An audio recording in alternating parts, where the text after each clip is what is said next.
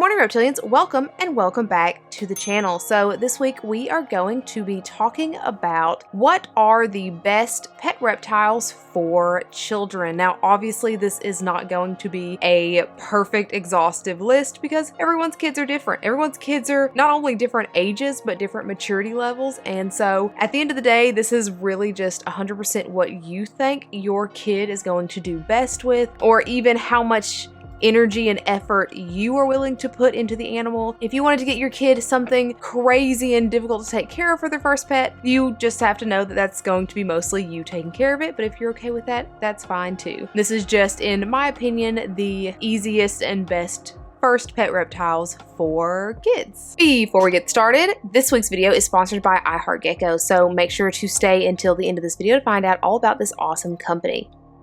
Let's get started. So the first one on this list is definitely not going to be a surprise to anyone who has ever watched a top whatever beginner reptiles, and that is the leopard gecko. Leopard geckos are usually the absolute sweetest. Obviously they can have different personalities. I have a super sweet leopard gecko and a very skittish leopard gecko, but usually these guys are super sweet and so friendly, even to the point where one of mine actually almost asks to get out of the tank every day by just coming up and pawing at the glass, and she's not satisfied until you take her out for a few minutes and then she's good to go for the rest of the day. These guys generally have fantastic personalities. They're also very active. They will climb a little bit and walk around, and if you have a dig box, they'll dig. They're up and moving and they do things, which is very important for children. Again, these guys are not going to usually be very skittish, so that means that they're going to be pretty easy to handle. Most of the time they're not going to be super jumpy and scared. As with any reptile and children, I do recommend having your child handle them on the floor, just so that way we can avoid accidental drops or jumps. But for the most part, these guys are really easy to handle, and they're easy to maintain and easy to find. It's always fantastic when you can go to any pet expo or any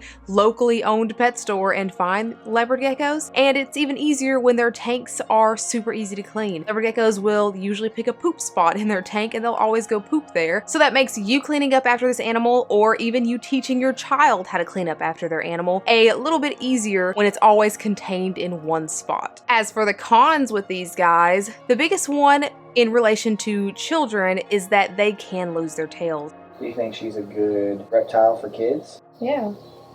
No, kinda not, because a kid could scare her too much to where she could lose her tail. If your child handles them too aggressively, especially if they pull on that tail, your leopard gecko can drop it, and yes, it does grow back, but it is not as pretty or as flexible or usable as their original one was. And you also run the risk of them getting an infection from that open wound, so keep that in mind. And the other con for them is that some of them do prefer to be active at night, and normally if we are looking at best pets for kids, we want something that's active and alert during the day because kids are awake during the day. A lot of leopard geckos will come out and be active during the day, and a lot of them will be active during the dawn and dusk, so those early morning hours, which is very wonderful for some kids, but you might get one that only wants to be up in the late hours of the night, so that could be a con for that specific leopard gecko. Next up is another not surprise, and that is the bearded dragon. Adult bearded dragons are fantastic for children, and that's because if you've ever handled an adult bearded dragon, they just kind of sit there, which for younger children or even older children that just want to play games and hang out with their animal, having a bearded dragon just relaxing on your shoulder or in your lap the whole time can be fantastic. They are also a diurnal animal, which means that they are going to be up and awake during the day. So with that easiness to handle, they also just in general have a fantastic temperament. So if you have children who are still learning how to handle these animals, a lot of times they tend to put their fingers in animals' faces. And with bearded dragons, most of the time, again, this is not going to be every single bearded dragon that exists, most of the time they're not going to snap at your little one's fingers. They might think it's a worm and reach their tongue out at it, but they're not going to bite down and chomp and try to defend themselves against the fingers. And this is another one that's super easy to find. Anywhere and everywhere that sells reptiles, sells bearded dragons. Not something that you have to spend weeks searching for. They're just kind of everywhere. The cons to these bearded dragons is that, number one, baby bearded dragons are going to be a little bit harder for young children because they are very fast, they are very fidgety, they like to jump and run, they are very expensive to feed, sometimes eating up to 100 crickets a day. Baby bearded dragons are difficult.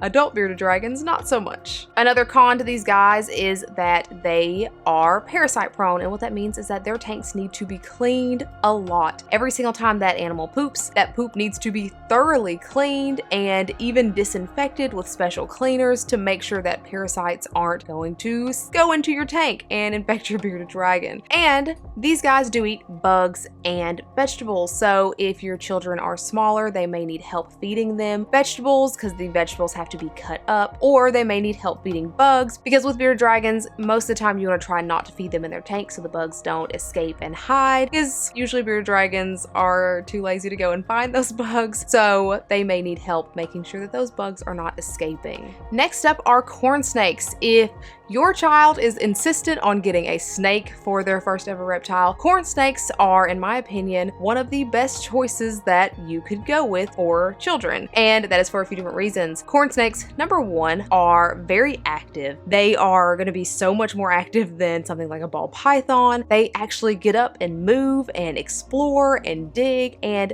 they like to move. They also come in so many different colors and patterns and all of the things that make them excitable for young children, which is awesome. And they are easy to feed. So unlike something like a ball python, who not only needs very large rodents, but also goes on hunger strikes, corn snakes usually don't have issues eating, and they take relatively small rodents, so you don't have to have giant rats sitting around your house. Again, like with most reptiles, I do recommend getting an adult corn snake for a child as opposed to a baby, because adults are going to be a little bit more docile, which leads us to cons. Baby corn snakes can be nippy because they're so small and we are so big and they get scared, so they can be a little bit nippy as babies, but they generally grow right out of that. When they want to be, corn snakes are fast, so smaller children may need a little bit more supervision while handling these guys. And then we have the blue-tongued skink. If your child is wanting something that is kind of like a bearded dragon, but a lot more active, then a blue-tongued skink is an awesome choice. Blue-tongued skinks are, again, diurnal, which means that they are going to be up and active and moving all throughout the day. My blue-tongued skink never stops moving. He is always basking or digging or drinking his water, eating, burrowing under the substrate and climbing a little bit, just moving throughout the whole day. He is easily my most active reptile in this house. So for children, they're going to be super fun to watch and just enjoy in the tank. But if your kid is wanting to be able to handle an animal a lot, this is also normally a good animal to handle. They just do move a little bit more than bearded dragons. Unlike a bearded dragon, these guys are very snake-like with their movement, so they kind of slither with their little sausage bodies, which is, in my opinion, fun to watch. And because blue-tongued skinks have been bred in captivity for such a long time, they are a very hardy animal. I have never had any kind of parasite issues with Morty. I've never had any